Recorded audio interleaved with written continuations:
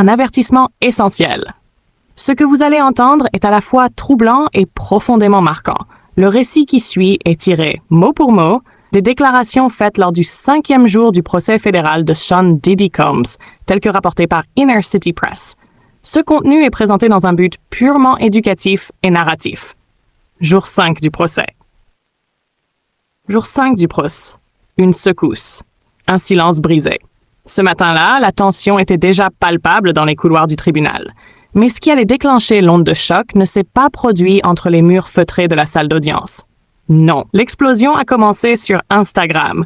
8 am, une publication, 3 phrases, une photo noir et blanc et un nom. L'ancien prodige, celui que Diddy se vantait d'avoir pris sous son aile, venait de briser le silence. Ce qu'il a posté n'était pas un simple message de soutien, c'était une bombe à fragmentation médiatique. « Cassie, je te vois. Je me souviens de ce que j'ai vu, et je suis désolée de ne pas avoir parlé plus tôt. » En quelques minutes, le monde l'avait lu.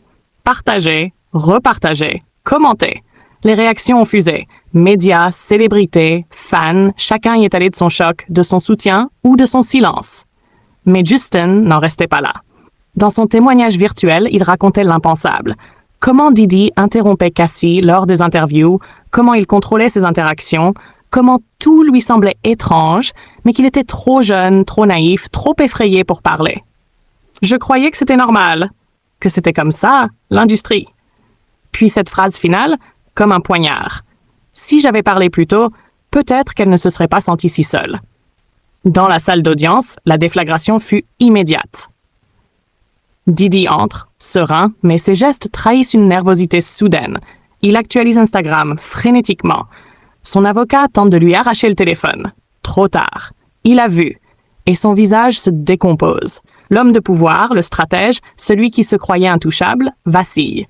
Son souffle devient court. Sa jambe tremble. Il murmure à son avocat. Puis, sans prévenir, il frappe la table. Le verre d'eau vole. La salle retient son souffle. « Monsieur Combs, contrôlez-vous » tonne la juge. Mais Diddy explose. « Vous savez que tout ça, ce sont des mensonges. Après tout ce que j'ai fait pour lui ?» La sécurité intervient, les avocats se figent, le jury est évacué. Et alors qu'il est cerné, Diddy lâche ces mots qui résonneront encore longtemps. « Je vais m'assurer qu'il ne travaille plus jamais dans cette ville, ni lui, ni elle. » Ce moment a tout changé. Le public ne regardait plus une star déchue. Il assistait à l'effondrement d'un empire, en direct. Retour en 2009. Justin Bieber a 15 ans. L'innocence incarnée. Diddy, star établie, devient son mentor.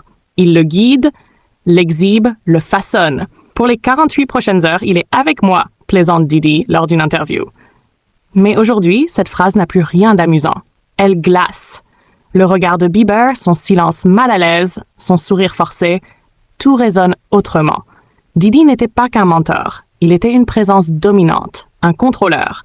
Et Justin, trop jeune, trop docile, l'a suivi dans des lieux où aucun adolescent ne devrait mettre les pieds. Retour à l'audience. Cassie Ventura est rappelée à la barre. Sa voix est posée, son regard droit. Elle confirme. Bieber était souvent présent, il voyait plus qu'il ne comprenait. Il était trop jeune pour gérer tout ça. Elle décrit les règles imposées. Pas de sourire, pas de mots, pas de regard, sauf en présence de Diddy. Même Justin Bieber était sur la liste des personnes interdites. L'accusation dévoile alors une série de messages échangés entre elle et Bieber en 2017. Il surveille tout.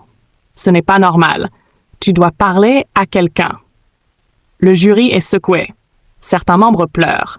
Cassie explique pourquoi elle n'a jamais partagé ces messages. Parce qu'il m'a dit que personne ne me croirait. Et je l'ai cru. Puis, elle raconte cette soirée. Elle et Justin riaient près d'un buffet. Diddy les voit. Il la tire à l'écart et lui murmure « Même Justin sait ce qui arrive aux gens qui me trahissent. » Cette phrase, elle ne l'a jamais oubliée. Et puis, la vidéo. Une séquence de 40 secondes, extraite des caméras de surveillance d'un hôtel en 2018. Cassie parle avec un homme. Diddy entre, il ne crie pas, il s'approche, il entoure sa taille, il murmure, elle s'éteint, il l'isole. Tout y est. L'image confirme chaque mot. Diddy baisse les yeux, il ne regarde plus personne. L'homme sûr de lui n'existe plus. Et Bieber, dans tout ça, Il ne cherche pas l'héroïsme. Il est fatigué, disent les proches. Mais il ne pouvait plus se taire. Lui aussi a porté ce poids. Il s'en est sorti, de justesse. Et aujourd'hui, il tend la main à quelqu'un d'autre.